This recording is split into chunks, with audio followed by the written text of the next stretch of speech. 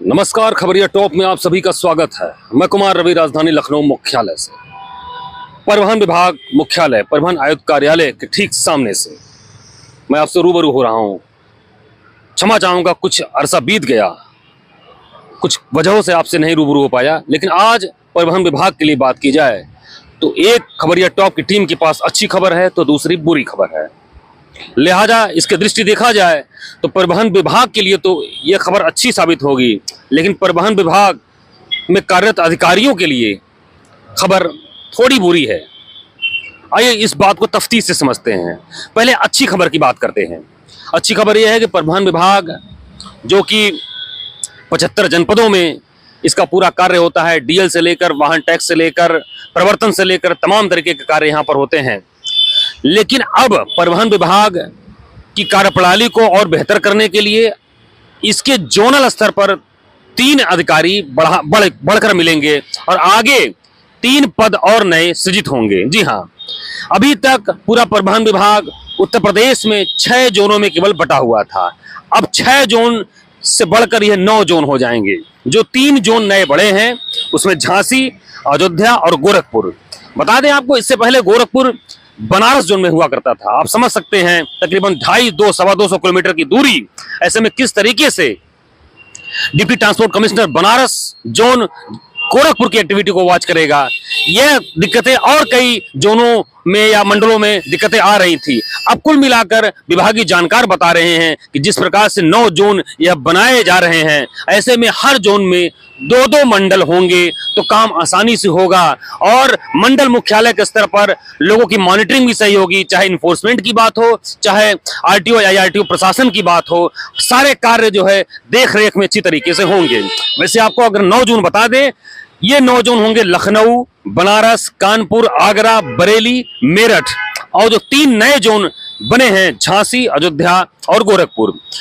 तकरीबन 4-5 सालों से यह कवायद चल रही थी कि इसके जोन बढ़ाए जाएं। जिस प्रकार से परिवहन विभाग की कार्यप्रणाली का विस्तार हो रहा है, ऐसे में परिवहन मंत्री और शासन स्तर पर लगातार जब इसकी पैरवी की गई और परिवहन विभाग मुख्यालय से भी इसके लिए लगातार डिमांड की गई, तो अब जाकर यह पद सृजित हो गए हैं और अब जल्द ही बताया जा रहा है कि 1 महीने के ही यहाँ पर डिप्टी ट्रांसपोर्ट कमिश्नर तीनों नए जोनों के वहां पर तैनात किए जाएंगे और सारा कार्य बंटवारा, कार्य विभाजन कर दिया जाएगा। हालांकि इस जोन के बंटवारे को लेकर कुछ दिक्कतें या अंदर जुमा जो खबरें आ रही हैं, अधिकारी बड़े दबे मन से कह रहे हैं कि जैसे लखनऊ जोन की बात की जाए तो लखनऊ जोन से सटा हुआ ठीक बनारस है, लेकिन बनारस अब वह अयोध्या जोन में चला जाएगा।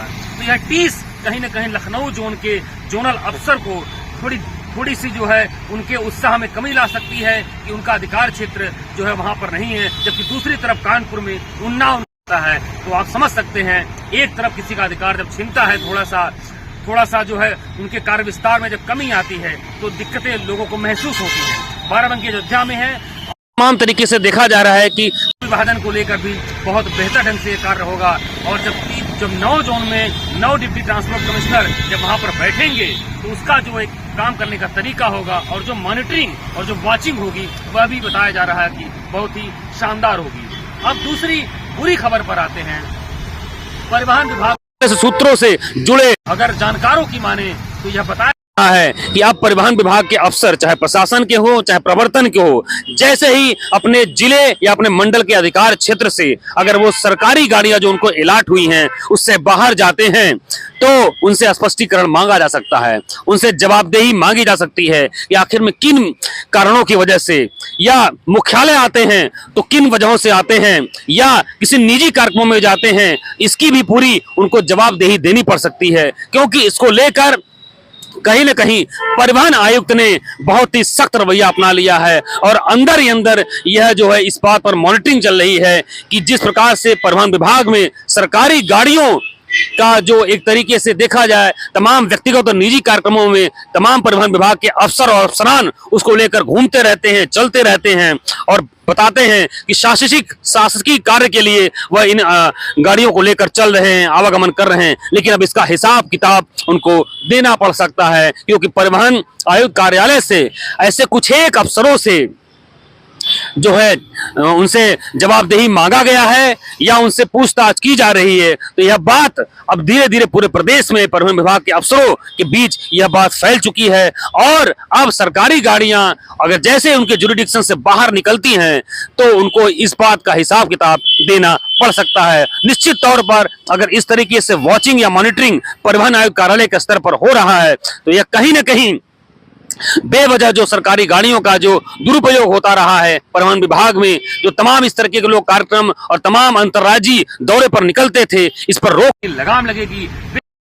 जो क्षति होती है इसके ईंधन की प्रतिपूर्ति के लिए, इसके रखरखाव के लिए उसमें भी कमी आएगी, कटौती आएगी। तो यह निश्चित तौर पर परिवहन आयुक्त कार्यालय से जो यह ओवर वॉचिंग या मॉनिटरिंग की जा रही है यह एक सही कार्य बताया जा रहा है। आगे से क्या परिणाम होंगे, कब तक यह व्यवस्था रहेगी, यह देखने वाली बात। फिलहाल आप खबरिया टॉप की टीम के साथ जुड़े रहिए। मैं कुमार रवि।